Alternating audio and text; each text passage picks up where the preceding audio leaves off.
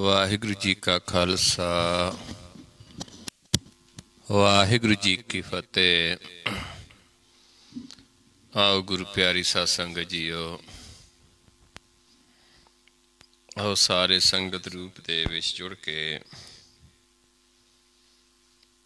आपां सतगुरां दी बाणी दी विचार करिए। सतगुरां दे उपदेश नूं समझिए, मन्नीए, कमाउण दी कोशिश करिए। आपां विचार रहे हां बाणी गौड़ी राग दे विच महले पंजवें दी बाणी विचार रहे सी संत।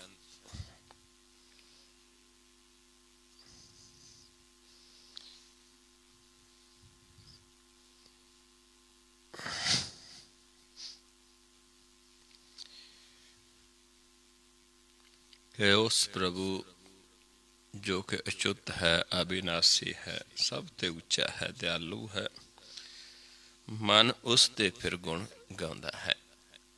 जदों दया करदा है, कृपा करदा है, फिर आप प्रभु अपने गुण गवाउंदा है, फिर मन उस प्रभु दे गुण गाउंदा है। गुण गाओ मना अच्युत अविनाशी, सब ते ऊच दयाला, सब तो ऊंचा है, दयालु है। फिर मन उस प्रभु दे गुण गाउंदा है। विशंबर देवन को एक है, सर्व करे प्रतिपाला। जो एक ही है सारे संसार नूं देण वाला, विश्व नूं भरन वाला विशंबर है, विश्व नूं पालनहार पोखणहार एक ही है,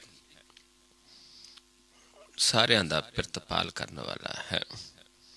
प्रतिपाल महादयाल दाना, दया तारे सब किश है। वो प्रतिपाल है, महादयालु है, दाना बीना है, दया करता है सारियां ते, किसे एक ते नहीं, सब नूं पालदा भी है। ते जिहड़े जीव उसनूं जानना चाहुंदे ने, उसनूं मिलना चाहुंदे ने, उसकी भगती करनी चाहुंदे ने, उन्हां नूं अपनी भगती भी बख्शिश करता है। काल कंटक लोभ मोह नासै, जी जाकै प्रवसै। जिहदे नाल प्रभु वस जांदा है, ਉਹਦੇ अंदरों फिर काल कंटक है, लोभ है, मोह है, ये नाश हो जाते ने। सुप्रसन्न देवा सफल सेवा, भई पूर्ण काला।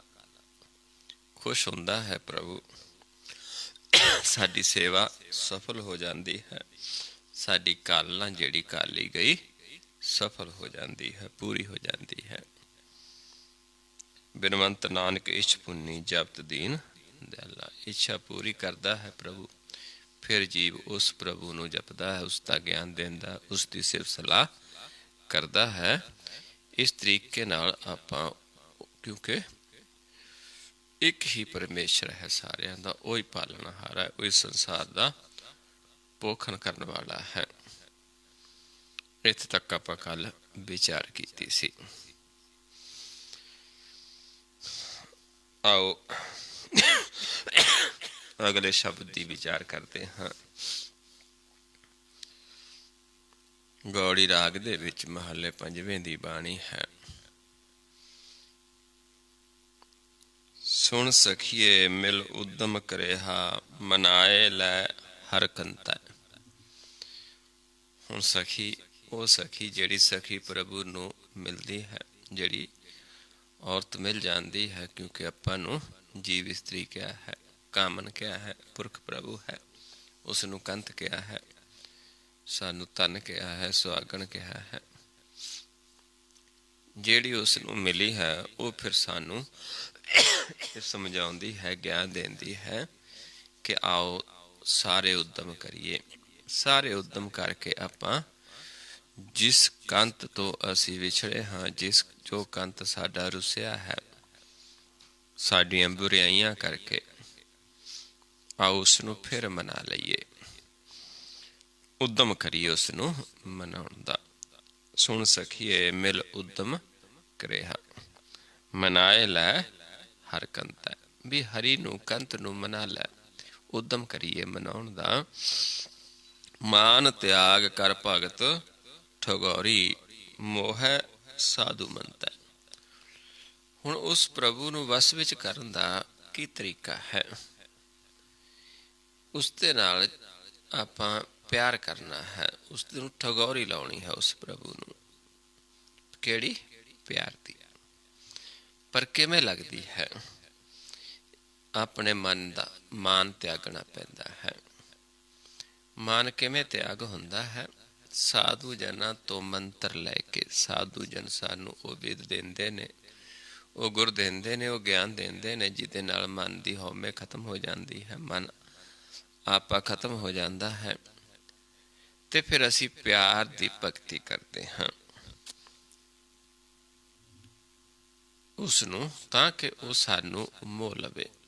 ਜਿਵੇਂ ਆਪਾਂ ਪਿੱਛੇ ਵਿਚਾਰ ਕੇ ਆਏ ਹਾਂ ਕਿ ਜਿੰਨਾ ਪਿਆਰ ਪਾਇਆ ਹੈ ਉਸ ਨੂੰ ਮੋਹਨ ਕਹਿੰਦੇ, ਮਨ ਨੂੰ ਮੋਹਣ ਵਾਲਾ। ਪਰ ਉਹ ਤਾਂ ਹੀ ਸਾਡੇ ਵੱਸ ਵਿੱਚ ਆਉਂਦਾ ਹੈ ਕਿ ਸਾਨੂੰ ਮੋਹ ਲਵੇ, ਅਸੀਂ ਉਸ ਦੇ ਨਾਲ ਪਿਆਰ ਕਰਦੇ, ਉਸ ਦੀ ਭਗਤੀ ਕਰਦੇ ਹਾਂ, ਉਸ ਨਾਲ ਠਗੌਰੀ ਲਾਉਂਦੇ ਹਾਂ, ਕਿਉਂਕਿ ਇੱਕ ਹੀ ਤਰੀਕਾ ਹੈ ਉਸ ਨੂੰ ਆਪਣੇ ਵੱਸ ਵਿੱਚ ਕਰਨ ਦਾ, ਉਸ ਨੂੰ ਮਨਾਉਣ ਦਾ। ਮਾਨ ਤਿਆਗ ਕਰ ਭਗਤ ਠਗੌਰੀ, ਮੋਹ ਸਾਧੂ ਮੰਤੈ। ਵੀ ਸਾਧੂ ਜਨਾਂ ਦੇ ਮੰਤਰ ਨਾਲ ਹੀ ਉਹ ਮੋਹਿਆ ਜਾ ਸਕਦਾ ਹੈ। ਇਹੀ ਭਗਤੀ ਹੈ, ਇਹ ਠਗੌਰੀ ਹੈ, ਆਪਾ ਖਤਮ ਕਰਕੇ, ਮਨ ਦੀ ਹਉਮੈ ਖਤਮ ਕਰਕੇ। ਸਖੀ ਬਸ ਆਇਆ ਫੇਰ ਛੋੜ ਨਾ ਜਾਈ, ਇਹ ਰੀਤ ਭਲੀ ਭਗਵੰਤੈ। ਹੇ ਸਖੀ, ਜਿਨ੍ਹਾਂ ਦੇ ਉਹ ਵਸ ਵਿੱਚ ਆ ਜਾਂਦਾ ਹੈ, ਜਿਨ੍ਹਾਂ ਨੂੰ ਇੱਕ ਵਾਰੀ ਆਪਣੇ ਬਣਾ ਲੈਂਦਾ ਹੈ, ਜਿਨ੍ਹਾਂ ਨੇ ਸਾਧੂ ਜਨਾਂ ਦਾ ਮੰਤਰ ਲੈ ਕੇ ਉਸ ਨੂੰ ਆਪਣੇ ਵਸ ਵਿੱਚ ਕਰ ਲਿਆ ਹੈ, ਜਿਨ੍ਹਾਂ ਨੇ ਦੇ ਮਨ ਨੂੰ ਉਹ ਮੋਹ ਗਿਆ ਹੈ, ਪ੍ਰਗਟ ਹੋਏਗਾ ਫਿਰ ਸਾਡੇ ਮਨ ਨੂੰ ਮੋਹਦਾ ਹੈ, ਸਾਨੂੰ ਆਪਣੇ ਬਣਾ ਲੈਂਦਾ ਹੈ, ਤੇ ਫਿਰ ਉਹ ਛੱਡ ਕੇ ਨਹੀਂ ਜਾਂਦਾ। ਇਹ ਉਸ ਪ੍ਰਭੂ ਦੀ ਰੀਤ ਹੈ।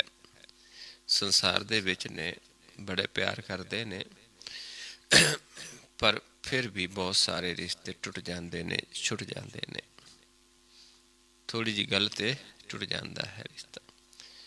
ਪਰ ਪ੍ਰਭੂ ਜਦੋਂ ਕਿਸੇ ਨੂੰ ਆਪਣਾ ਬਣਾ ਲੈਂਦਾ ਹੈ, ਜਦੋਂ ਬੱਸ ਵਿੱਚ ਆ ਜਾਂਦਾ ਹੈ, ਫਿਰ ਉਹ ਛੱਡ ਕੇ ਨਹੀਂ ਜਾਂਦਾ। ਜਦੋਂ ਪਿਆਰ ਪੈ ਜਾਂਦਾ ਹੈ, ਪ੍ਰੀਤ ਪੈ ਜਾਂਦੀ ਹੈ।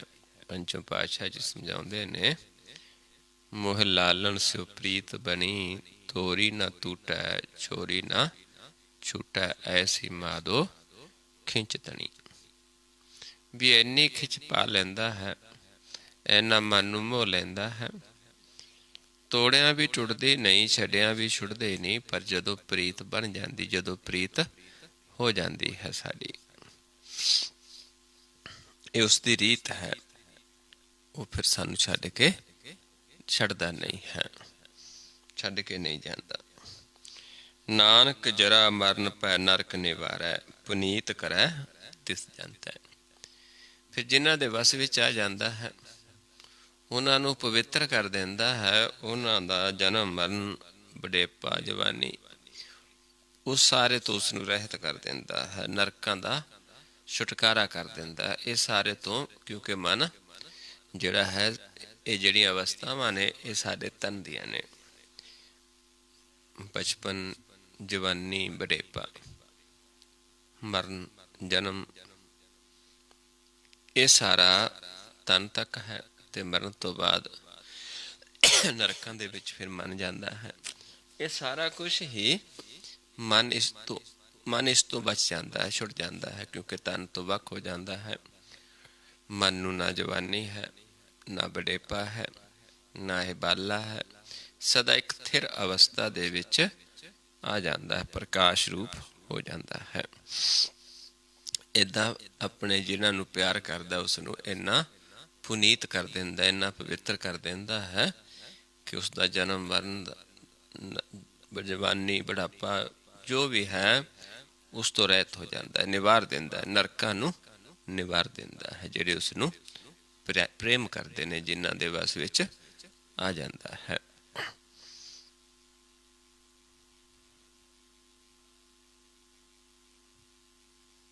ਸੁਣ ਸਖੀਏ ਇਹ ਭਲੀ ਬੇਨੰਤੀ, ਇਹੋ ਮਤਾਂਤ ਪਕਾਈਏ। ਹੁਣ ਪਹਿਲਾਂ ਤਾਂ ਉਸ ਪ੍ਰਭੂ ਦੀ ਸਿਫਤ ਸਲਾਹ ਕੀਤੀ ਕਿ ਇੱਦਾਂ ਆਪਾਂ ਮਨਾ ਸਕਦੇ ਹਾਂ, ਤੇ ਜਦੋਂ ਬੱਸ ਵਿੱਚ ਆ ਗਿਆ ਫਿਰ ਸਾਨੂੰ ਛੱਡ ਕੇ ਨਹੀਂ ਜਾਏਗਾ। ਫਿਰ ਸਾਡਾ ਇਹ ਜਿਹੜਾ ਜਨਮ ਮਰਨ ਦਾ ਡਰ ਹੈ, ਬਚਪਨ, ਜਵਾਨੀ, ਬੁਢੇਪੇ ਦੀਆਂ ਅਵਸਥਾਵਾਂ ਨੇ, ਇਹਨਾਂ ਤੋਂ, ਨਰਕਾਂ ਤੋਂ ਸਾਡਾ ਨਿਬੇੜਾ ਕਰ ਦਿੰਦਾ ਹੈ। ਇਹ ਸਾਨੂੰ ਦੱਸ ਦਿੱਤਾ ਉਸ ਪ੍ਰਭੂ ਦੇ ਨਾਲ ਪ੍ਰੀਤ ਪਾਉਣ ਦਾ ਸਾਨੂੰ ਕੀ ਲਾਭ ਹੈ, ਕੀ ਲਾਹਾ ਹੈ। ਹੁਣ ਸਮਝਾਉਂਦੀਆਂ ਨੇ, ਸੁਣ ਸਕੀਏ ਇਹ ਭਲੀ ਬੇਨੰਤੀ, ਇਹ ਸਾਡੀ ਬੇਨਤੀ ਹੈ, ਭਲੀ ਹੈ, ਤੇਰੇ ਭਲੇ ਦੇ ਵਾਸਤੇ ਹੈ।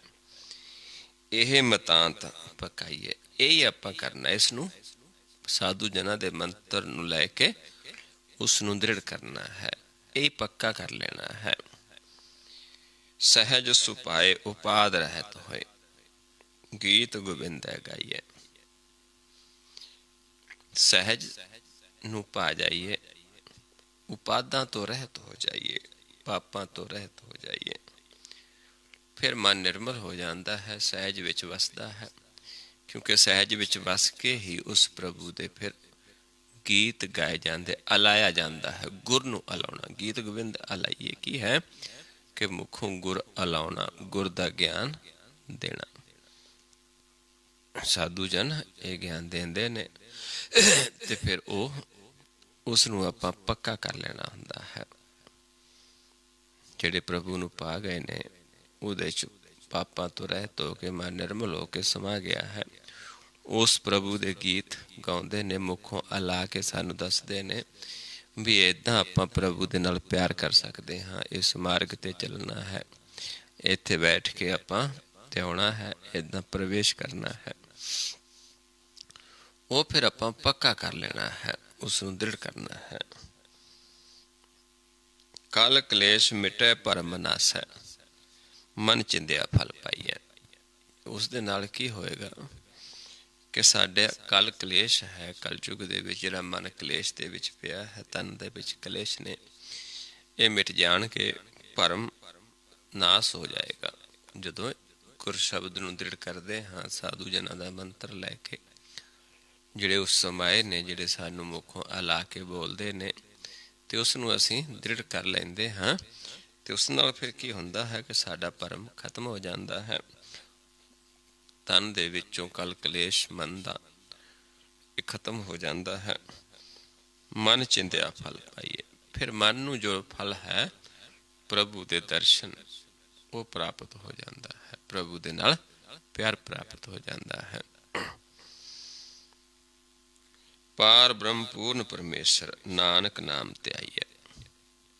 ਪਾਰ ਬ੍ਰਹਮ ਹੈ, ਪੂਰਨ ਪਰਮੇਸ਼ਰ ਹੈ, ਉਸ ਦੇ ਨਾਮ ਨੂੰ ਧਿਆਉਣਾ ਹੈ। ਕੋਈ ਆਮ ਨਾਮ ਨਹੀਂ ਹੈ, ਕਿਉਂਕਿ ਇੱਥੇ ਆਖਰੀ ਨਾਮ ਨਹੀਂ ਹੈ।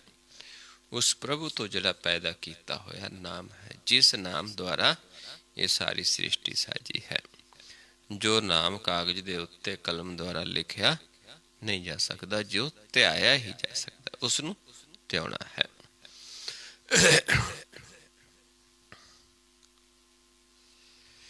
ਸਖੀ ਇੱਛ ਕਰੀ ਨਿਤ ਸੁਖ ਮਨਾਈ, ਪ੍ਰਭ ਮੇਰੀ ਆਸ ਪੁਜਾਏ। ਜਿਹੜੀ ਸਖੀ ਇਹ ਇੱਛਾ ਕਰਦੀ ਹੈ, ਨਿਤ ਉਸ ਸੁਖ ਨੂੰ ਪ੍ਰਾਪਤ ਲੋਚਦੀ ਹੈ। ਕਿਹੜਾ ਸੁਖ? ਜਿਹੜਾ ਪ੍ਰਭੂ ਨੂੰ ਮਿਲਿਆ ਪ੍ਰਾਪਤ ਹੋਣਾ ਹੈ। ਜਦੋਂ ਉਸ ਨੂੰ ਲੋਚਦੀ ਹੈ, ਮਨ ਦੇ ਵਿੱਚ ਇੱਛਾ ਕਰਦੀ ਹੈ, ਫਿਰ ਉਸ ਦੀ ਆਸ ਪ੍ਰਭੂ ਪੂਰੀ ਕਰਦਾ ਹੈ।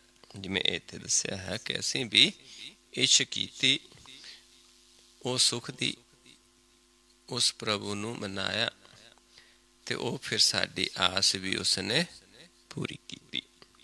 ਪ੍ਰਭ ਮੇਰੀ ਆਸ ਪੁਜਾਏ, ਵੀ ਮੇਰੀ ਆਸ ਪੂਰੀ ਕਰਦਾ ਹੈ।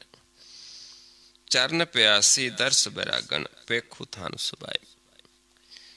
ਜਦੋਂ ਸਾਡੇ ਅੰਦਰ ਵੈਰਾਗ ਪੈਦਾ ਹੋ ਜਾਂਦਾ ਹੈ, ਦਰਸ਼ਨਾਂ ਦਾ, ਪ੍ਰਭੂ ਦੇ ਚਰਨਾਂ ਦੇ ਵਿੱਚ ਜੁੜ ਜਾਂਦੇ ਹਾਂ, ਉਹ ਇੱਛਾ ਪੂਰੀ ਕਰਦਾ ਹੈ।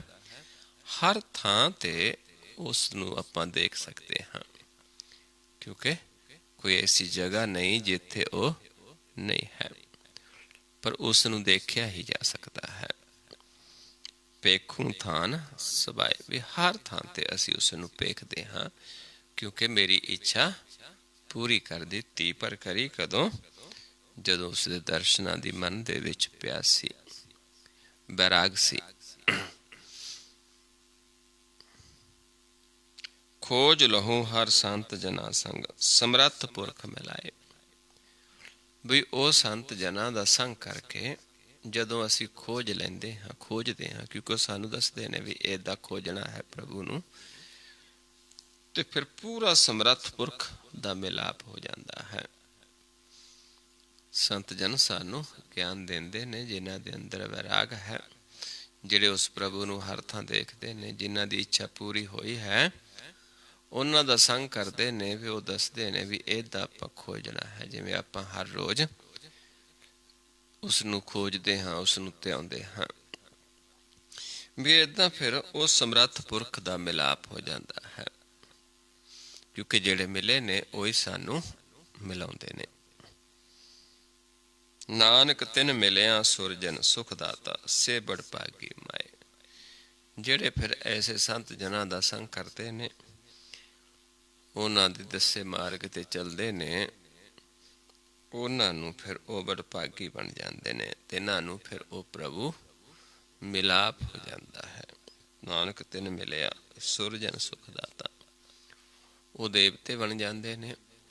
ਦੇਵਤਾ ਬਣ ਕੇ ਧਿਆਉਂਦੇ ਨੇ ਸੰਤ ਜਨਾਂ ਦਾ ਸੰਗ ਕਰਕੇ, ਫਿਰ ਉਹਨਾਂ ਨੂੰ ਪ੍ਰਭੂ ਪ੍ਰਾਪਤ ਹੁੰਦਾ ਹੈ, ਮਿਲਾਪ ਹੋ ਜਾਂਦਾ ਹੈ, ਤੇ ਉਹ ਬੜ ਭਾਗੀ ਹੋ ਜਾਂਦੇ ਨੇ, ਮਨ ਕਰਕੇ ਤੇ ਤਨ ਕਰਕੇ। ਤਨ ਵੀ ਪ੍ਰਵਾਨ ਹੋ ਜਾਂਦਾ ਜਦੋਂ ਪ੍ਰਭੂ ਦੇ ਦਰਸ਼ਨ ਕਰ ਲੈਂਦੇ ਹਾਂ। ਮਨ ਵੀ ਪ੍ਰਵਾਨ ਹੋ ਗਿਆ, ਮਨ ਤਾਂ ਸਮਾ ਗਿਆ, ਤਨ ਵੀ ਪ੍ਰਵਾਨ ਹੋ ਗਿਆ, ਮਨ ਵੀ ਨਿਰਮਲ, ਤਨ ਵੀ ਨਿਰਮਲ, ਬਾਹਰੋਂ ਵੀ ਨਿਰਮਲ, ਜੀਓ ਵੀ ਨਿਰਮਲ।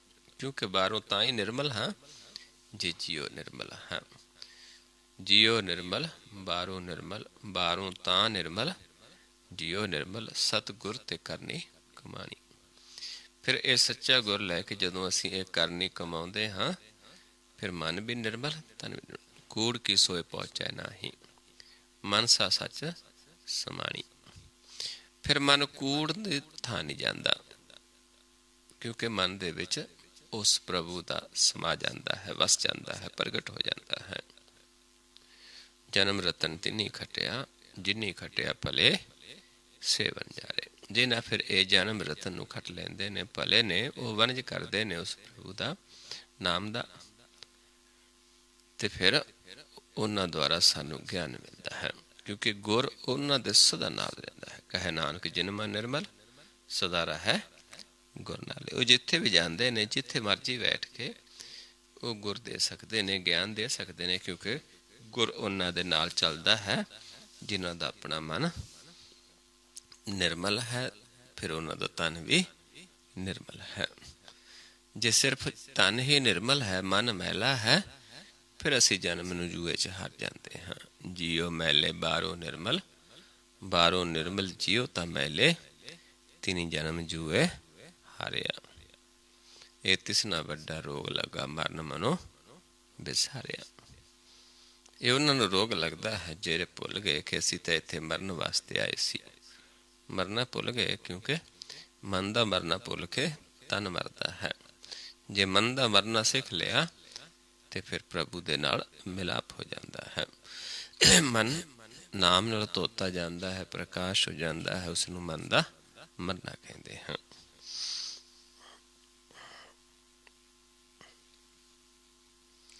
ਸਖੀ ਨਾਲ ਬਸਾਂ ਆਪਣੇ ਨਾ ਪਿਆਰੇ, ਮੇਰਾ ਮਨ ਤਨ ਹਰ ਸੰਗ ਹਿਲਿਆ।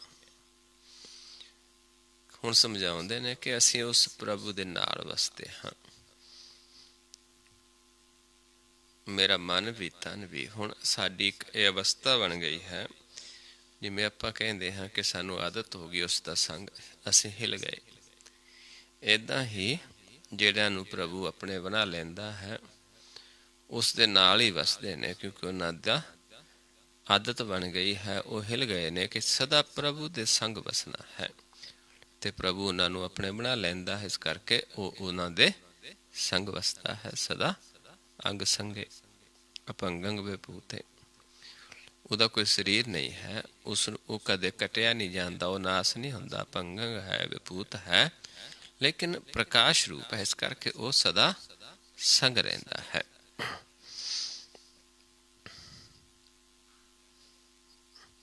ਸੁਣ ਸਖੀਏ ਮੇਰੀ ਨੀਂਦ ਭਲੀ, ਮੈਂ ਆਪਣੜਾ ਫਿਰ ਮਿਲਿਆ।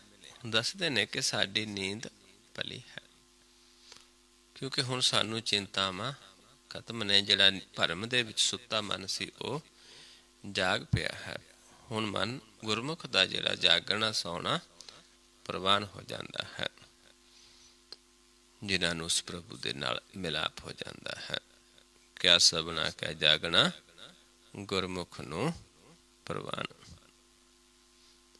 ਇਸ ਕਰਕੇ ਹੁਣ ਸਾਡਾ, ਅਸੀਂ ਜੇ ਸੌਂਦੇ ਉਹ ਵੀ ਭਲਾ ਹੈ, ਜੇ ਜਾਗਦੇ ਉਹ ਵੀ ਭਲਾ, ਕਿਉਂਕਿ ਸਾਨੂੰ ਉਸ ਪਿਆਰੇ ਨੂੰ, ਜਿਸ ਨੂੰ ਮਿਲਣ ਦੇ ਵਾਸਤੇ ਸਾਨੂੰ ਇਹ ਮਨੁੱਖਾ ਦੇਹ ਹੀ ਪ੍ਰਾਪਤ ਹੋਈ ਸੀ, ਉਹ ਸਾਨੂੰ ਮਿਲ ਗਿਆ ਹੈ।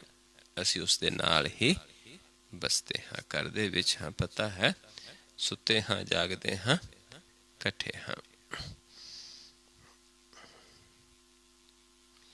ਪਰਮੁਖ ਹੋਇਓ ਹੋ ਸਾਂਤ ਸਹਿਜ ਸੁਆਮੀ, ਪ੍ਰਗਾਸ ਪਿਆ ਕੌਲ ਖਿਲਿਆ। ਕਹਿੰਦੇ ਭਰਮ ਸਾਡਾ ਖਤਮ ਹੋ ਗਿਆ ਹੈ, ਖੋ ਗਿਆ ਹੈ, ਤੇ ਮਨ ਵਿੱਚ ਸ਼ਾਂਤ ਆ ਗਈ ਹੈ, ਕਿਉਂਕਿ ਸਹਿਜ ਪ੍ਰਗਟ ਹੋ ਗਿਆ, ਜਿਸ ਵਿੱਚ ਆਪ ਮਾਲਕ ਵਸਦਾ ਹੈ। ਪ੍ਰਗਾਸ ਹੋ ਗਿਆ ਹੈ, ਏਦਾਂ ਮਨ ਸਾਡਾ ਏਦਾਂ ਖਿਲ ਗਿਆ ਹੈ ਜਿਵੇਂ ਕਮਲ ਦਾ ਫੁੱਲ ਖਿੜ ਜਾਂਦਾ ਹੈ ਸੂਰਜ ਚੜ੍ਹਨ ਦੇ ਨਾਲ। ਏਦਾਂ ਹੀ ਪ੍ਰਕਾਸ਼ ਨੂੰ ਦੇਖ ਕੇ ਸਾਡਾ ਮਨ ਵੀ ਪ੍ਰਕਾਸ਼ ਹੋ ਜਾਂਦਾ, ਸਹਿਜ ਪ੍ਰਗਟ ਹੋ ਜਾਂਦਾ, ਪ੍ਰਭੂ ਪ੍ਰਗਟ ਹੋ ਜਾਂਦਾ ਹੈ। ਜਿਵੇਂ ਸੂਰਜ ਚੜ੍ਹਨ ਦੇ ਨਾਲ ਕਮਲ ਦਾ ਫੁੱਲ ਖਿੜ ਜਾਂਦਾ ਹੈ, ਏਦਾਂ ਸਾਡਾ ਮਨ ਵੀ ਕਮਲ ਦੇ ਫੁੱਲ ਦੀ ਤਰ੍ਹਾਂ ਖਿੜ ਗਿਆ ਹੈ। ਬਰ ਪਾਇਆ ਪ੍ਰਭ ਅੰਤਰਜਾਮੀ, ਨਾਨਕ ਸੁਹਾਗਨਾ ਟਲਿਆ। ਹੁਣ ਐਸਾ ਬਰ ਪਾ ਲਿਆ ਹੈ ਜੋ ਅੰਤਰਜਾਮੀ ਹੈ, ਜੋ ਅਬਿਨਾਸੀ ਹੈ, ਜਿਹੜਾ ਸੁਹਾਗ ਸਾਦਾ ਕਦੇ ਵੀ ਟਲਦਾ ਨਹੀਂ ਹੈ। ਅਟਲ ਸੁਹਾਗ ਮਿਲ ਗਿਆ ਹੈ, ਸਦਾ ਅਵਿਨਾਸੀ ਪ੍ਰਭੂ ਨੂੰ ਪਾ ਲਿਆ ਹੈ। ਸਾਡਾ ਜਨਮ ਮਰਨ ਖਤਮ ਹੈ, ਹੁਣ ਸਾਨੂੰ ਕੋਈ ਭਰਮ ਨਹੀਂ ਹੈ, ਅਸੀਂ ਨਰਕ ਨੂੰ ਨਹੀਂ ਜਾ ਸਕਦੇ, ਕਿਉਂਕਿ ਅਸੀਂ ਅਮਰ ਪਦਵੀ ਨੂੰ ਪਾ ਲੈਂਦੇ। ਜਿਸ ਕਾਰਜ ਵਾਸਤੇ ਆਏ ਉਹ ਕਾਰਜ ਸਾਡਾ ਪੂਰਾ ਹੋ ਗਿਆ ਹੈ। ਐਸਾ ਪ੍ਰਭੂ ਪਾ ਲਿਆ ਜਿਹੜਾ ਅਟਲ ਹੈ, ਜਿਹੜਾ ਕਦੇ ਵੀ ਸਾਨੂੰ ਛੱਡਦਾ ਨਹੀਂ ਹੈ, ਕਦੇ ਵੀ ਛੱਡ ਕੇ ਨਹੀਂ ਜਾਂਦਾ। ਕਿਉਂਕਿ ਪਰ ਪਾਇਆ ਕਿਵੇਂ ਹੈ, ਉਹ ਸਾਨੂੰ ਸਮਝਾਇਆ ਹੈ ਕਿ ਇੱਕ ਹੀ ਤਰੀਕਾ ਹੈ ਕਿ ਸਾਧੂ ਜਨਾਂ ਤੋਂ ਮੰਤਰ ਲੈ ਕੇ, ਗਿਆਨ ਲੈ ਕੇ, ਗੁਰ ਲੈ ਕੇ ਆਪਾਂ ਉਸ ਨੂੰ ਪ੍ਰੇਮ ਭਗਤੀ ਕਰਨੀ ਹੈ, ਠਗੋਰੀ ਲਾਉਣੀ ਹੈ ਪ੍ਰੇਮ ਦੀ, ਉਸ ਨੂੰ ਬਸ ਚ ਕਰ ਲੈਣਾ ਹੈ, ਤਾਂ ਕਿ ਉਹ ਸਾਡੇ ਮਨ ਨੂੰ ਮੋਹ ਜਾਵੇ ਤੇ ਅਸੀਂ ਉਸ ਨੂੰ ਭਲੇ ਲੱਗੀਏ, ਅਸੀਂ ਉਸ ਨੂੰ ਪਿਆਰੇ ਲੱਗੀਏ ਤੇ ਉਹ ਸਾਨੂੰ ਪਿਆਰਾ ਲੱਗੇ।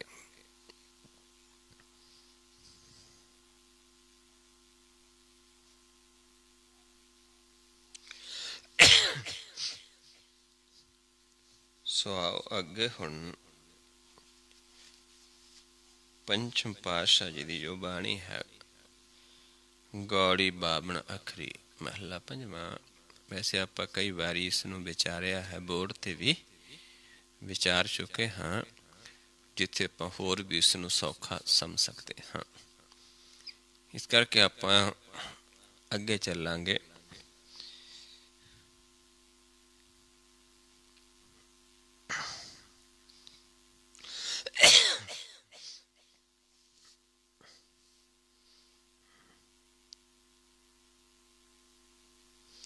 ਆਪਾਂ ਵਿਚਾਰ ਹੀ ਲੈਂਦੇ ਇੱਕ ਵਾਰੀ ਫਿਰ, ਕਿਉਂਕਿ 30 ਵਾਰ ਚੱਲਦੇ ਹਾਂ।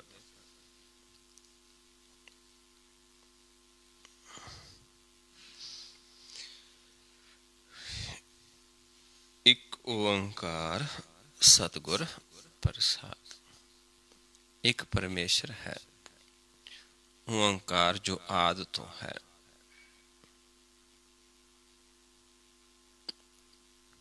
ਤੇ ਉਸ ਆਦ ਨੂੰ, ਜੋ ਆਦ ਪੁਰਖ ਹੈ, ਇੱਕ ਹੈ,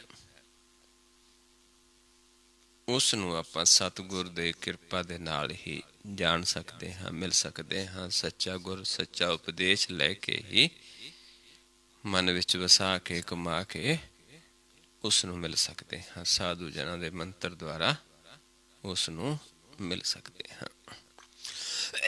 ਆਓ ਹੁਣ ਆਪਾਂ ਸ਼ਲੋਕ ਪੜ੍ਹਦੇ ਹਾਂ, ਸ਼ੁਰੂ ਕਰਦੇ ਹਾਂ। ਗੁਰਦੇਵ, ਜਿਵੇਂ ਤਨ ਦਾ ਮਾਤਾ ਪਿਤਾ ਹੁੰਦਾ ਹੈ, ਲੇਕਿਨ ਮਨ ਦੇ ਵਾਸਤੇ ਗੁਰ ਹੀ ਸਾਰਾ ਕੁਛ ਹੈ। ਮਨ ਦਾ ਮਾਤਾ ਵੀ ਗੁਰ ਹੈ, ਗੁਰਦੇਵ ਹੈ। ਮਨ ਦਾ ਪਿਤਾ ਵੀ ਗੁਰਦੇਵ ਹੈ। ਗੁਰਦੇਵ ਮਾਤਾ, ਗੁਰਦੇਵ ਪਿਤਾ, ਗੁਰਦੇਵ ਸੁਆਮੀ ਪਰਮੇਸ਼ਰ। ਗੁਰਦੇਵ ਹੀ ਸਾਡਾ ਸੁਆਮੀ ਹੈ, ਪਰਮੇਸ਼ਰ ਹੈ। ਕਿਉਂਕਿ ਮਨ ਨੂੰ ਦਾ ਪ੍ਰਗਟ ਹੋਣਾ ਹੀ ਗੁਰ ਦੇ ਗਿਆਨ ਦੁਆਰਾ ਹੈ। ਮਨ ਦਾ ਪ੍ਰਕਾਸ਼ ਹੋਣਾ ਗੁਰ ਤੋਂ ਸ਼ੁਰੂ ਹੁੰਦਾ ਹੈ। ਜਿਹੜੀ ਗੁਰਸਿੱਖੀ ਹੈ, ਗੁਰੂ ਨਾਨਕ ਸਾਹਿਬ ਜੀ ਦਾ ਜਿਹੜਾ ਗਿਆਨ ਹੈ, ਇਹ ਗੁਰ ਤੋਂ ਸ਼ੁਰੂ ਹੁੰਦਾ ਹੈ। ਗੁਰ ਤੋਂ ਬਿਨਾਂ ਸਾਨੂੰ ਇਹ ਕੋਈ ਗਿਆਨ ਹੀ ਨਹੀਂ ਹੋ ਸਕਦਾ। ਸਾਨੂੰ ਆਪੇ ਦੀ ਸੋਝੀ ਹੀ ਨਹੀਂ ਹੋ ਸਕਦੀ। ਚਾਹੇ ਤੇ ਸੰਸਾਰ ਦੇ ਵਿੱਚ ਸੂਰਜ ਵੀ ਹੈ, ਇੱਕ ਚੰਦਰਮਾ ਵੀ ਹੈ, ਪਰ ਜੇ ਹਜ਼ਾਰਾਂ ਸੂਰਜ ਚੜ੍ਹ ਜਾਵੇ, 100 ਚੰਦਰਮਾ ਚੜ੍ਹ ਜਾਵੇ, ਗੁਰ ਤੋਂ ਬਿਨਾਂ ਫਿਰ ਵੀ ਅੰਧੇਰ ਹੈ। ਜੇ ਸੋ ਚੰਦਾ ਉਗਵੈ, ਸੂਰਜ ਚੜ੍ਹੇ ਹਜ਼ਾਰ, ਇਹ ਤੇ ਚਾਨਣ ਹੁੰਦਿਆਂ ਗੁਰ ਬਿਨ ਘੋਰ ਅੰਧਾਰ। ਜਿਨ੍ਹਾਂ ਨੇ ਗੁਰ ਦਾ ਗਿਆਨ ਲੈ ਕੇ ਮਨ ਦਾ ਸੋਝੀ ਹੋਈ, ਮਨ ਪ੍ਰਕਾਸ਼ ਹੋਇਆ, ਮਨ ਨੇ ਆਪਣਾ ਕਾਰਜ ਪੂਰਾ ਕੀਤਾ, ਪ੍ਰਭੂ ਦਾ ਮਿਲਾਪ ਹੋਇਆ, ਉਹਨਾਂ ਵਾਸਤੇ ਗੁਰ ਹੀ ਸਾਰਾ ਕੁਛ ਹੈ। ਗੁਰ ਹੀ ਪੂਜਾ ਹੈ, ਗੁਰ ਹੀ ਪਰਮੇਸ਼ਰ ਹੈ। ਕਿਉਂਕਿ ਗੁਰ ਹੀ ਗੋਪਾਲਾ ਹੈ, ਅੱਜ ਤੋਂ ਨਹੀਂ ਜੁਗਾਂ ਤੋਂ। ਨਾਨਕ ਜੁਗ ਜੁਗ ਗੁਰ ਗੋਪਾਲਾ। ਇਸ ਕਰਕੇ ਗੁਰਦੇਵ ਹੀ ਮਾਤਾ ਹੈ ਮਨ ਦੀ, ਗੁਰਦੇਵ ਹੀ ਪਿਤਾ ਹੈ, ਗੁਰਦੇਵ ਹੀ ਸੁਆਮੀ ਪਰਮੇਸ਼ਰ ਹੈ। ਗੁਰਦੇਵ ਸਖਾ, ਗੁਰਦੇਵ ਸਦਾ ਸਦਾ ਸਖਾਈ ਹੈ, ਸਖਾ ਹੈ, ਅਗਿਆਨ ਭੰਜਨ, ਤੇ ਉਹੀ ਸਾਡੇ ਅਗਿਆਨਤਾ ਦਾ ਨਾਸ਼ ਕਰਦਾ ਹੈ। ਗੁਰਦੇਵ ਬੰਧਵ ਸਹੋਦਰਾ, ਗੁਰਦੇਵ ਹੀ ਸਾਡਾ ਬੰਧਵ ਹੈ, ਸਾਡਾ ਸਾਥੀ ਹੈ, ਸਾਡਾ ਸਖਾ ਹੈ, ਸੰਗੀ ਹੈ। ਕਿਉਂਕਿ ਉਸੇ ਨੂੰ ਹੀ, ਉਹੀ ਸਾਨੂੰ ਅਸਲੀ ਗਿਆਨ ਦੇ ਸਕਦਾ ਹੈ। ਉਹੀ ਸਾਡਾ, ਉਸ ਦੁਆਰਾ ਹੀ ਅਸੀਂ ਉਸ ਪ੍ਰਭੂ ਦੇ ਦਰ ਤੇ ਸੌਂਦੇ ਹਾਂ। ਗੁਰਦੇਵ ਦਾਤਾ ਹਰ ਨਾਮ ਉਪਦੇਸ਼ ਹੈ, ਗੁਰਦੇਵ ਮੰਤ ਨਿਰੋਤਰਾ। ਉਹ ਗੁਰਦੇਵ ਹੀ ਦਾਤਾ ਹੈ, ਜਿਹੜਾ ਸਾਨੂੰ ਹਰੀ ਦੇ ਨਾਮ ਦਾ ਉਪਦੇਸ਼ ਦਿੰਦਾ ਹੈ, ਆਪਣੇ ਜਨਾਂ ਦੁਆਰਾ ਆਪ ਦਿੰਦਾ ਹੈ। ਉਸ ਦਾ ਮੰਤਰ ਵੀ ਜਿਹੜਾ ਹੈ, ਉਹ ਨਿਰੋਤਰ ਹੈ, ਸੰਸਾਰ ਦੇ ਵਿੱਚੋਂ ਨਹੀਂ ਮਿਲਦਾ। ਇਸ ਕਰਕੇ ਆਪ ਆਪਣੇ ਜਨਾਂ ਦੁਆਰਾ ਆਪ ਦਿੰਦਾ ਹੈ। ਜੋ ਸਾਨੂੰ ਸ਼ਬਦ ਸਾਡੇ ਮਨ ਵਿੱਚ ਵਸ ਜਾਂਦਾ ਹੈ, ਮਿਲ ਜਾਂਦਾ ਹੈ, ਨਾ ਸਾਤੋਂ ਕੋਈ ਖੋ ਸਕਦਾ ਹੈ। ਉਸ ਸ਼ਬਦ ਨੂੰ, ਉਸ ਗਿਆਨ ਨੂੰ ਅਬਿਨਾਸੀ ਵੀ ਕਿਹਾ ਹੈ। ਗੁਰ ਕਾ ਬਚਨ ਸਦਾ ਅਬਿਨਾਸੀ, ਗੁਰ ਕਾ ਬਚਨ ਕਟਿਐ ਜਮ ਫਾਸੀ। ਗੁਰਦੇਵ ਸ਼ਾਂਤ ਸਤ ਬੁੱਧ ਮੂਰਤ, ਗੁਰਦੇਵ ਦੁਆਰਾ ਹੀ, ਗੁਰਦੇਵ ਹੀ ਸਾਡੇ ਵਾਸਤੇ ਸ਼ਾਂਤੀ ਦਿੰਦਾ ਹੈ। ਗੁਰਦੇਵ ਹੀ ਸਾਨੂੰ ਸੱਚੀ ਬੁੱਧ ਦਿੰਦਾ ਹੈ। ਗੁਰਦੇਵ ਹੀ ਸਾਡੇ ਮਨ ਦੀ ਜਿਹੜੀ ਮੂਰਤ ਹੈ, ਉਸ ਨੂੰ ਪ੍ਰਗਟ ਕਰ ਦਿੰਦਾ ਹੈ। ਜਿਹੜੀ ਅਕਾਲ ਮੂਰਤ ਹੈ, ਜੋ ਪ੍ਰਕਾਸ਼ ਰੂਪ ਹੈ, ਜੋ ਬਹੁਤ ਸੁੰਦਰ ਰੂਪ ਹੈ ਸਾਡਾ। ਗੁਰਦੇਵ ਪਾਰਸ ਪਰਸਪਰਾ, ਗੁਰਦੇਵ ਹੀ ਪਾਰਸ ਹੈ, ਜਿਹਦੇ ਗੁਰਦੇਵ ਦੁਆਰਾ ਅਸੀਂ ਮਨ ਨੂੰ ਗੁਰ ਲੈ ਕੇ ਜਦੋਂ ਸਾਡੀ ਦ੍ਰਿਸ਼ਟੀ ਉਸ ਨਾਲ ਸਪਰਸ਼ ਕਰਦੀ ਹੈ, ਜਿਹੜੀ ਸਾਨੂੰ ਵੀ ਪਾਰਸ ਬਣਾ ਦਿੰਦੀ ਹੈ।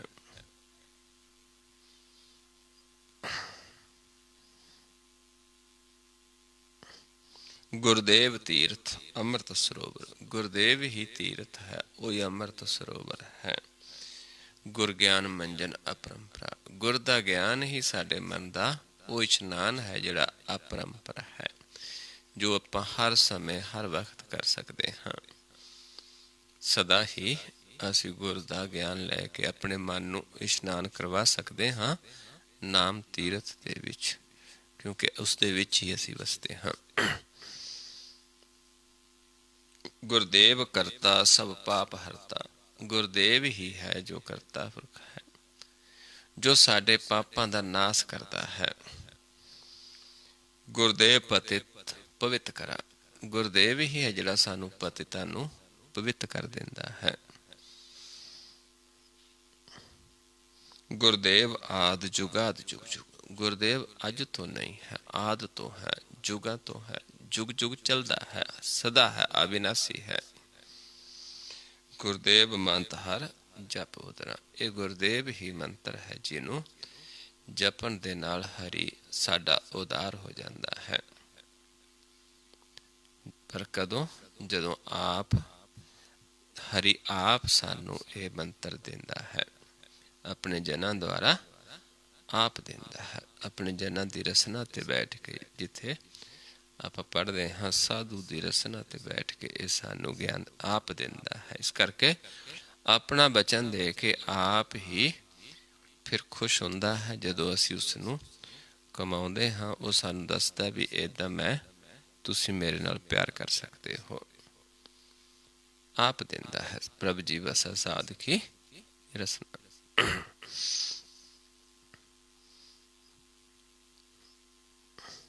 ਗੁਰਦੇਵ ਸੰਗਤ ਪ੍ਰਭ ਮੇਲ ਕਰ ਕਿਰਪਾ, ਹਮ ਮੂੜ ਪਾਪੀ ਜਿਤ ਲਗ ਤਰਾ, ਉਹ ਆਪ ਹੀ ਐਸੀ ਸੰਗਤ ਮਿਲਾਉਂਦਾ ਹੈ ਜਿੱਥੇ ਬੈਠ ਕੇ ਆਪਣਾ ਗਿਆਨ ਦਿੰਦਾ ਹੈ, ਜਿੱਥੇ ਸਾਸੀਂ ਪਾਪੀ ਮੂਰਖ ਵੀ ਤਰ ਜਾਂਦੇ ਹਾਂ।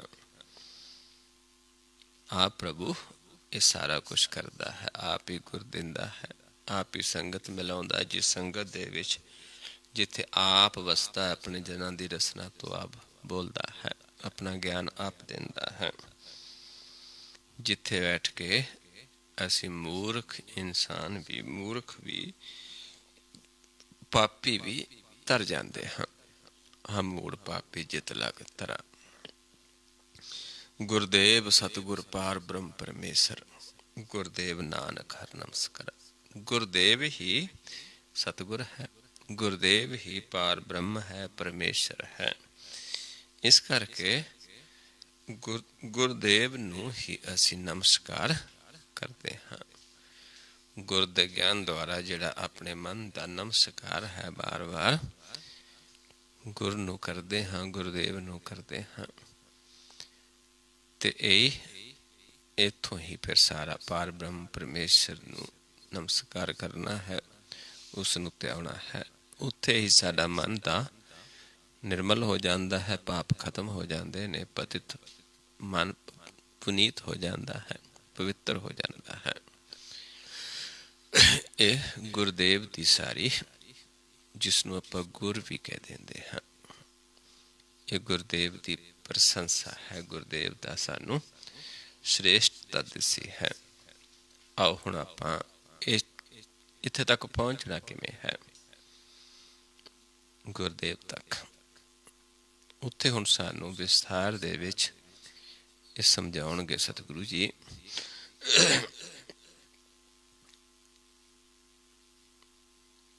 ਇਹ ਜਿਹੜੀ 52 ਅੱਖਰੀ ਬਾਣੀ ਹੈ, ਇਸ ਦੇ ਵਿੱਚ ਇੱਕ ਸ਼ਲੋਕ ਹੈ ਤੇ ਫਿਰ ਪੌੜੀ ਹੈ।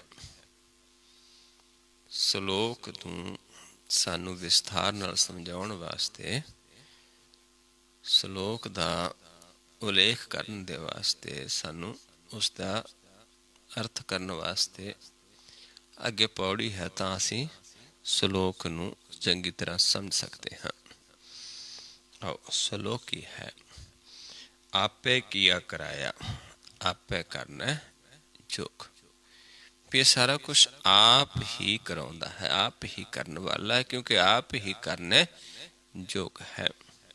ਗੁਰਦੇਵ ਗੁਰ ਦਾ ਗਿਆਨ ਦੇਣ ਵਾਲਾ ਗੁਰਦੇਵ वो आप ही है, आप ही अपने जनां द्वारा करता है, आप ही कराने वाला है, आपे किया कराया, आपे करना है जोग। नानक एको रब रहा, दूसर होआ ना हो। जदों आप ये ज्ञान करवा देंदा है, आप करने जोग है, फिर सानू सारे पासे वही नजर आता है। फिर पता लगता है जदों प्रगट हो जाता है अपना ज्ञान दे के भी हर थां वही रब रहा है, दूजा तो है ही कोई नहीं है। दो ही रूप उसके अपने ने, एक निर्गुण ते एक सरगुण। इस श्लोक नूं अगे विचारते हाँ पौड़ी दे विच। ओंग साध सतगुर नमस्कारं, साध सच्चा गुर उस नूं नमस्कार करते ने। ओंग यही ओंग भगती है, आप जिन्हां ते जिन्हां नूं ज्ञान देंदा है, जिन्हां नूं प्रगट हो जाता है हृदय विच, जिन्हां दी रसना ते बस जाता है। आद मद अंत निरंकार, वही जिहड़ा आद तो है, इत्थे भी आके अपने जनां दे हृदय च बस जाता है, अंत समय भी सहायता करता है। माता दे घर च पालनहार, इत्थे पालनहार, ते अंत समय फिर साडे नाल निभण वाला जिहड़ा प्रभु है, जो निरंकार है। आप अपने जनां नूं प्रगट हो जाता है, जिथे फिर वो जान उस नूं नमस्कार करते हैं, उस प्रभु नूं प्रगट। जिवें आपां जाप साहब दी बाणी पढ़ते हैं, आप है सुन आप है सुख आसन, आप ही सुन है ते उस दे विच आप ही बैठा आसन लाई बैठा है, ते अपने जनां नूं आप ही प्रगट होके उस सुन दा भेद देंदा है, जिहड़ी चौथी सुन है। तीन सुना जड़ियाँ माया दियां ने, त्रै पवना दे विच ने, ते चौथी सुन जिथे आप बसदा है, जिथे पाप पुन खत्म हो जाता है। ये अंदर दी सुन है चौथी सुन। जिहड़ी त्रिभवन दी सुना ने वो बारी सुना ने,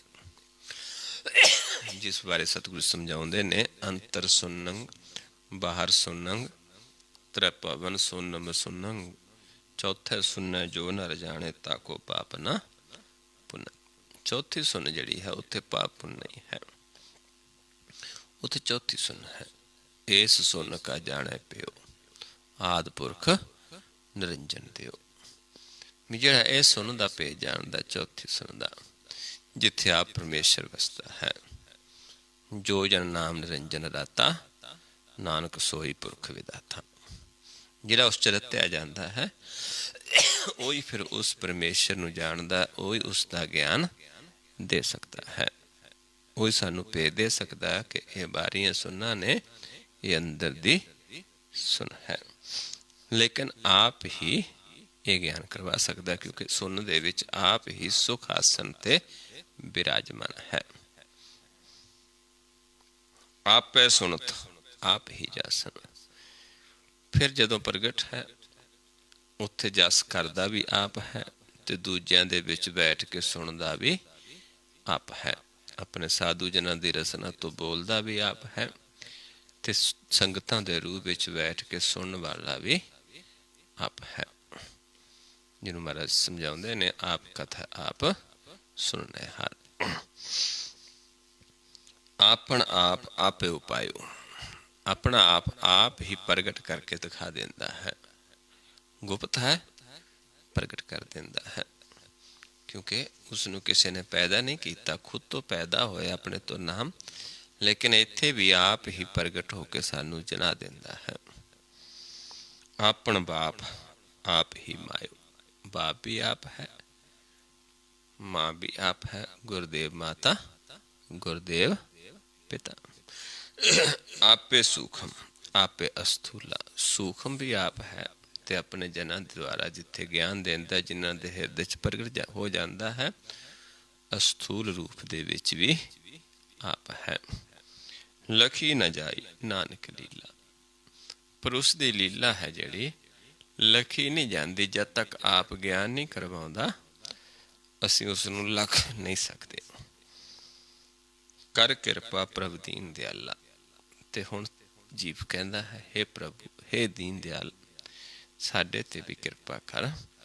ਤੇਰੇ ਸੰਤਨ ਕੀ ਮਨ ਹੋਏ ਰਵਾਲਾ। ਵੀ ਜਿਹੜੇ ਤੇਰੇ ਸੰਤ ਨੇ, ਜਿਨ੍ਹਾਂ ਦੇ ਵਿੱਚ ਤੂੰ ਵਸਦਾ ਹੈ, ਜਿਨ੍ਹਾਂ ਨੂੰ ਤੂੰ ਆਪਣਾ ਗਿਆਨ ਦਿੱਤਾ ਹੈ, ਜਿਨ੍ਹਾਂ ਵਾਸਤੇ ਤੂੰ ਦੋਨਾਂ ਰੂਪਾਂ ਦੇ ਵਿੱਚ ਵਸਦਾ ਹੈ, ਐਸੇ ਸੰਤ ਜਨਾਂ ਦੀ ਸਾਡਾ ਮਨ ਵੀ ਉਹਨਾਂ ਦੀ ਧੂੜੀ ਦੀ ਰਵਾਲ ਹੋ ਜਾਵੇ, ਉਹਨਾਂ ਦੇ ਬਚਨਾਂ ਦੀ ਰਵਾਲ ਹੋ ਜਾਵੇ। ਹੇ ਪ੍ਰਭੂ, ਸਾਡੇ ਤੇ ਕਿਰਪਾ ਕਰ। ਇਹ ਦੋ ਹੀ ਪੰਕਤੀਆਂ ਰਹੋ ਪੰਕਤੀਆਂ ਨੇ ਜਿਹੜੀਆਂ ਸਾਡੇ ਸਾਰੇ ਸ਼ਬਦ, ਇਸ ਜੋ ਬਾਣੀ ਹੈ 52 ਅੱਖਰੀ, ਇਹਦਾ ਜੋ ਸਾਰ ਅਰਥ ਹੈ ਕਿ ਸੰਤਾਂ ਦਾ ਸੰਗ ਕਰਕੇ ਹੀ ਉਸ ਪ੍ਰਭੂ ਨੂੰ ਮਿਲ ਸਕਦੇ ਹਾਂ। ਸਾਨੂੰ ਐਸੇ ਸੰਤਾਂ ਦਾ ਸੰਗ ਬਖਸ਼ ਜਿਹੜੇ ਤੈਨੂੰ ਜਾਣਦੇ ਨੇ, ਤੇ ਉਹ ਸਾਡਾ ਮਨ ਉਹਨਾਂ ਦੇ ਬਚਨਾਂ ਦੀ ਇਰਵਾਲ ਹੋ ਜਾਵੇ, ਉਹਨਾਂ ਦੇ ਬਚਨਾਂ ਦੀ ਧੂੜੀ ਹੋ ਜਾਵੇ।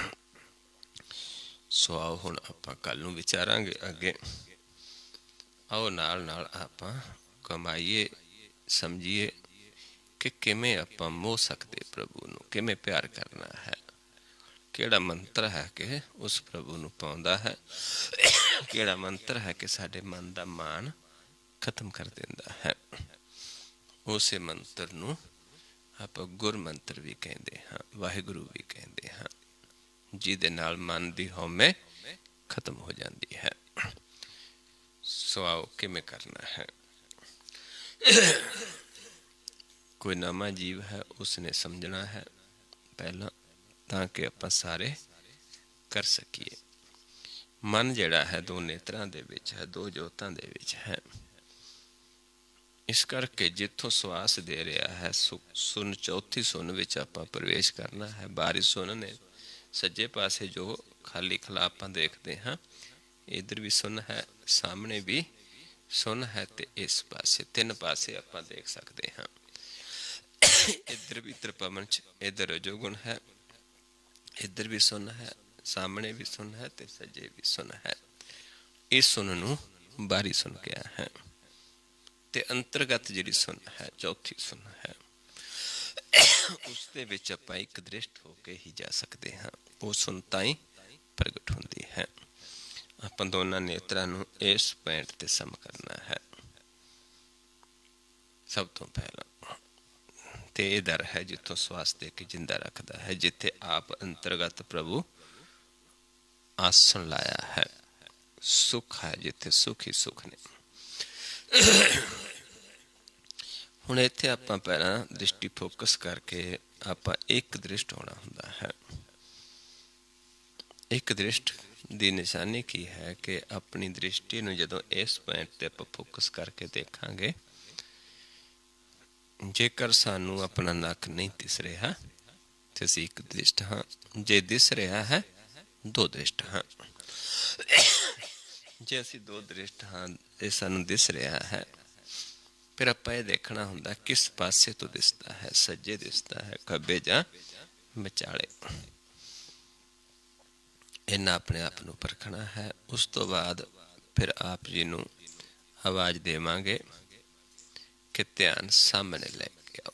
ਇੱਥੇ ਪਹਿਲਾਂ ਦੇਖਾਂਗੇ, ਇਸ ਤੋਂ ਬਾਅਦ ਆਪਣੇ ਆਪ ਨੂੰ ਪਰਖਾਂਗੇ, ਫਿਰ ਤੋਂ ਆਵਾਜ਼ ਦੇਵਾਂਗੇ ਕਿ ਧਿਆਨ ਸਾਹਮਣੇ ਲੈ ਕੇ ਆਓ। ਫਿਰ ਆਪਾਂ ਸਾਹਮਣੇ ਦੇਖਣਾ ਹੈ।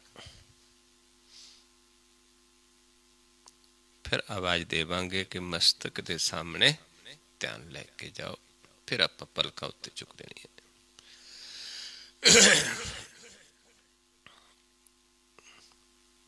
ਫਿਰ ਜਦੋਂ ਕਵਾਂਗੇ ਸਾਹਮਣੇ, ਫਿਰ ਵਾਪਸ ਸਾਹਮਣੇ।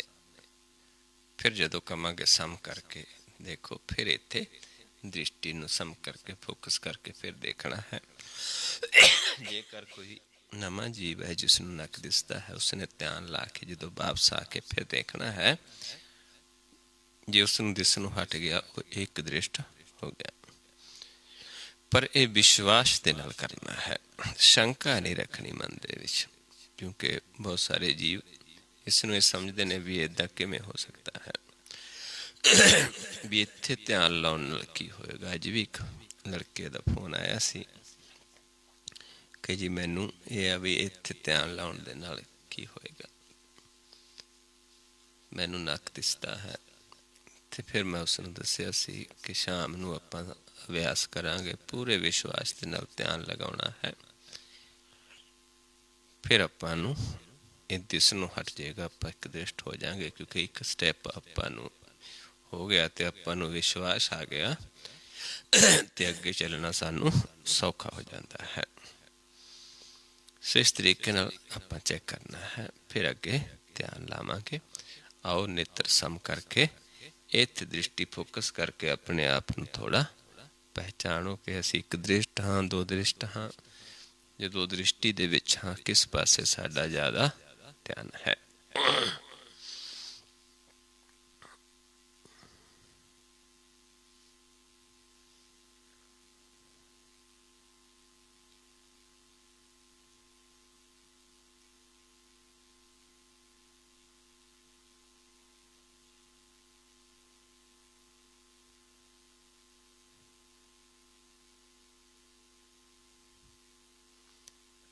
ਸਾਹਮਣੇ ਲੈ ਕੇ ਆਓ ਧਿਆਨ।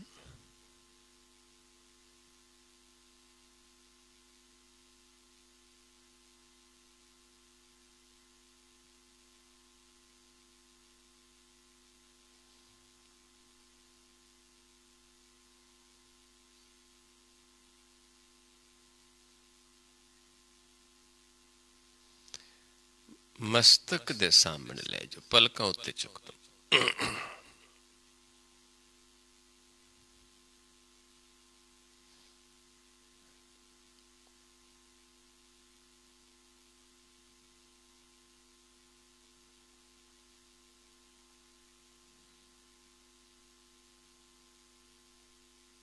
फिर सामने लेके आइए।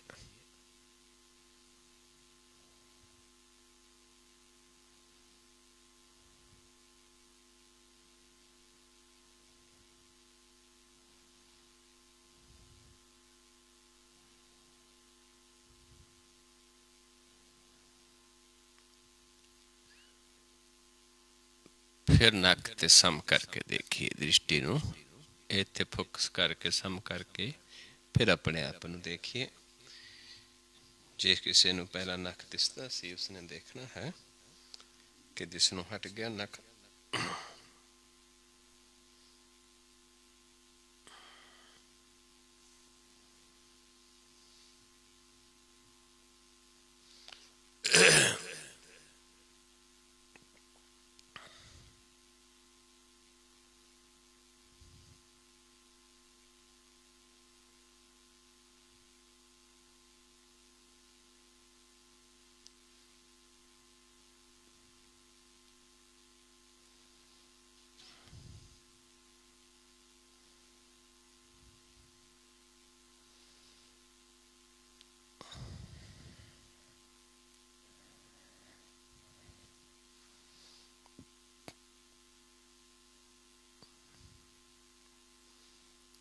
ध्यान नीचे लैके जाओ। हम जिथे भी आप बैठे हाँ, थले विछया है चादर फर्श जो भी है, उस तो थोड़ा उत्ते देखने की कोशिश करनी है।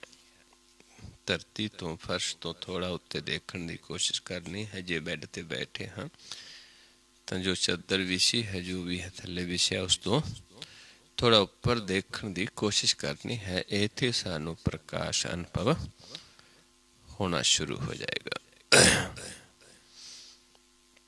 एक पानी की तरह जिवें सरोवर दे विच चलदियां लहरां ने, इदां सानू प्रकाश की हलचल अनुभव होएगी।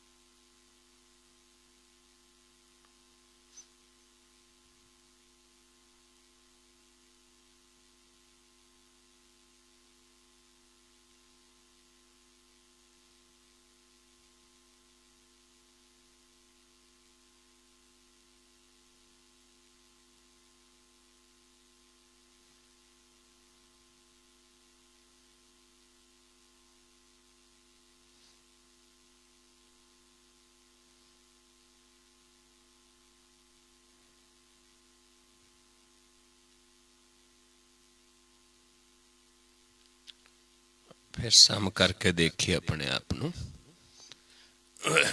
अपने आप ਨੂੰ सम करके देखिए।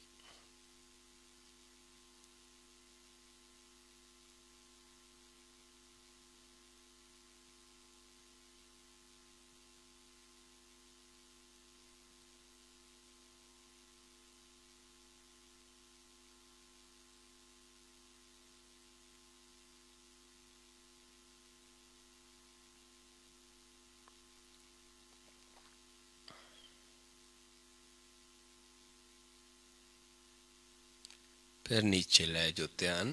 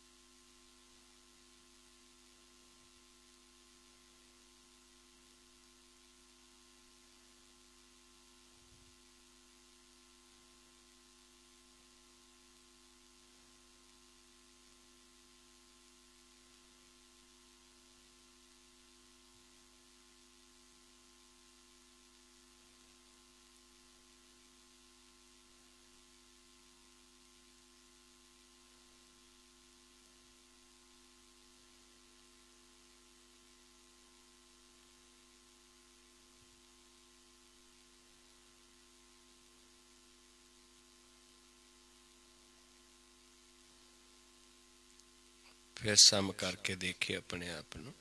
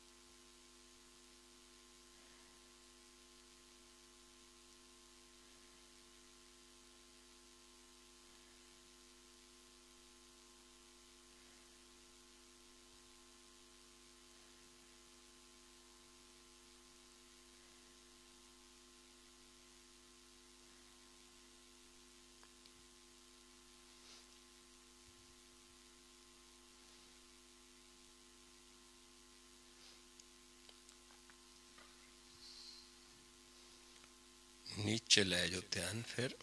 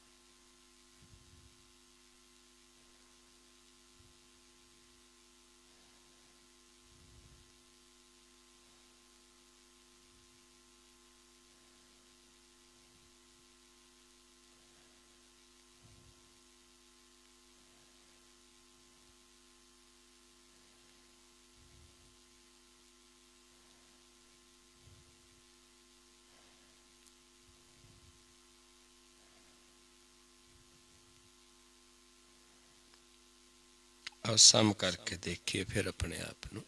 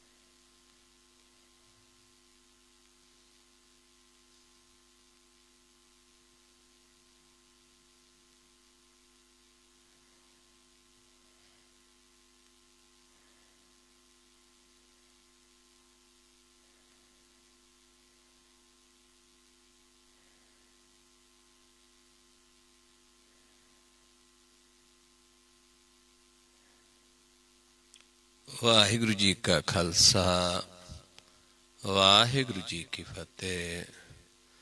ਸੋ ਗੁਰਮੁਖ ਪਿਆਰਿਓ, ਇਹ ਵਿਧੀ ਹੈ, ਗੁਰ ਹੈ, ਜਿਸ ਦੁਆਰਾ ਆਪਾਂ ਪ੍ਰਭੂ ਨੂੰ ਆਪਣੇ ਵਸ ਵਿੱਚ ਕਰ ਸਕਦੇ ਹਾਂ। ਇਹ ਰਸਤਾ ਹੈ, ਇਸ ਦਰ ਤੇ ਆਉਣਾ ਹੈ ਤੇ ਫਿਰ ਆਪਣੇ ਮਨ ਨੂੰ ਨੀਚੇ ਲੈ ਜਾਣਾ ਹੈ, ਲੋਏ ਨੀਚੇ ਕਰਕੇ ਬੈਠਣਾ ਹੈ ਗੁਰ ਦਾ ਗਿਆਨ ਲੈ ਕੇ। ਤੇ ਇੱਦਾਂ ਫਿਰ ਜਦੋਂ ਖੁਸ਼ ਹੁੰਦਾ ਹੈ, ਪ੍ਰਗਟ ਹੋ ਜਾਂਦਾ ਹੈ, ਫਿਰ ਘਟ ਘਟ ਦੇ ਵਿੱਚ ਸਾਨੂੰ ਨਜ਼ਰ ਆਉਂਦਾ ਹੈ। ਕੋਈ ਥਾਂ ਨਹੀਂ ਹੈ ਜਿੱਥੇ ਉਹ ਨਹੀਂ ਹੈ। ਸੋ ਆਓ ਇੰਨੀ ਕੁ ਵਿਚਾਰ ਕਰਦੇ ਹਾਂ, ਬਹੁਤ ਸਾਰੀਆਂ ਫੁੱਲਾਂ ਹੋ ਜਾਂਦੀਆਂ ਹਨ। ਆਪ ਸੰਗਤ ਸਤਿਗੁਰੂ ਜੀ ਬਖਸ਼ਣ ਯੋਗ ਹੋ, ਬਖਸ਼ ਲੈਣਾ ਜੀ। ਵਾਹਿਗੁਰੂ ਜੀ ਕਾ ਖਾਲਸਾ, ਵਾਹਿਗੁਰੂ ਜੀ ਕੀ ਫਤਿਹ।